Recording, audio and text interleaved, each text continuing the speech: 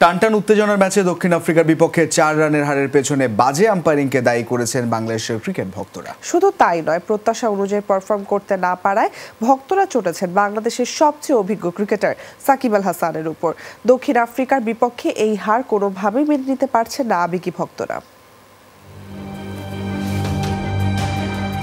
শুধু একটি 4-এর আক্ষেপ। টানটান উত্তেজনার ম্যাচে 17তম ওভারের একটি বল বাউন্ডারি হলেও আম্পায়ারের সিদ্ধান্তে বাতিল হয় সেই 4টি রান। শেষ পর্যন্ত এই 4টি রানই কাল হয়ে দাঁড়ালো শান্তর দলের জন্য।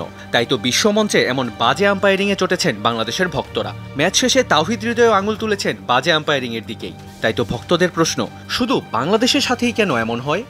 আম্পায়ারিং আসলে কি বলবো, তৌহিদ হৃদয় যে মানে আউটটা হয়েছে আসলে ওটা অপ্রত্যাশিত। আম্পায়ারের ডিসিশনটা আসলে আমরা এখনো মেনে নিতে পারছি না, আমাদের সাথেই কেন বারবার এটা হয়। আম্পায়ারের বিষয়ে যদি বলেন, আম্পায়ার বাংলাদেশের সাথে সর্বদাই এরকম দুর্নীতি, বিভিন্ন ওয়ার্ল্ড কাপ বলেন, যা কিছু বলেন, এগুলো করে। টি-20 বিশ্বকাপের জন্মলগ্ন থেকেই এই জমজমাট আসরে খেলে যাচ্ছেন বাংলাদেশের সবচেয়ে অভিজ্ঞ ক্রিকেটার সাকিব আল হাসান। বিশ্বমঞ্চে খেলা অভিজ্ঞতার দিক থেকেও সবার থেকে এগিয়ে তিনি। তবুও হাসছে না সাকিবের ব্যাট। এখন পর্যন্ত 2 ম্যাচে মাত্র 11 রান এসেছে তার ব্যাট থেকে। শ্রীলঙ্কার বিপক্ষে 8 ও সবশেষ দক্ষিণ আফ্রিকার বিপক্ষে গুরুত্বপূর্ণ ম্যাচেও পৌঁছাতে পারেননি 2 অঙ্কের ঘরে। কিন্তু সেই সাকিবের কাছেই ভক্তদের প্রত্যাশা ছিল আকাশচুম্বী, যা পূরণ করতে ব্যর্থ হচ্ছেন এই পোস্টার বয়।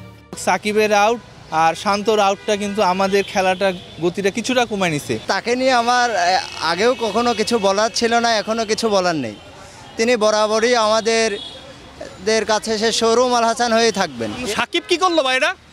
মানে এই যে শোরুম আল হাসান যে এরকম করতেছে, ঠিক আছে, ওর ওই পুলশোটা মারা দরকারটা কি ভাই? ওর সাকিবের ওইখানে আরো ধরে খেলা উচিত ছিল আসলে। মানে যখন একটা ভালো ফর্মের প্লেয়ার, ওদের থেকে আমরা প্রত্যাশা করি সে টিকে খেলুক। বিশ্বমঞ্চে প্রথম ম্যাচে শ্রীলঙ্কার বিপক্ষে খাদের কিনারা থেকে বেঁচে ফেরে বাংলাদেশ। দ্বিতীয় ম্যাচে দক্ষিণ আফ্রিকার বিপক্ষে সম্ভাবনা জাগিয়েও সেই চিরচেনা রূপ, ভক্তদের হৃদয়ে রক্তক্ষরণ। তাই তো দক্ষিণ আফ্রিকার বিপক্ষে এই হার কোনোভাবেই মেনে নিতে পারছেন না আবেগী ভক্তরা। প্রথম দিয়ে ভালো লাগছিল, কিন্তু লাস্টে দিয়ে ভালো লাগে নাই, কষ্ট পাইছি। খেলাটা সর্বশেষ আমাদের হৃদয়ে রক্তক্ষরণ হয়েছে। ভাই আমরা যে কালকে খেলাটা দেখলাম, ওটা আসলে আমাদের মানে পুরো লিটারালি কান্না করে দিব, এইরকম পরিস্থিতি হয়েছে। বাংলাদেশে খেলা দেখার মধ্যে আসলে যাদের হার্টের প্রবলেম আছে, নির্ঘাত হার্ট অ্যাটাক করবে। আগামী 13 জুন বৃহস্পতিবার নেদারল্যান্ডসের বিপক্ষে মাঠে নামবে শান্তর দল। সুপার 8-এর পথ সুগম রাখতে জয়ের বিকল্প নেই লাল সবুজ প্রতিনিধিদের সামনে।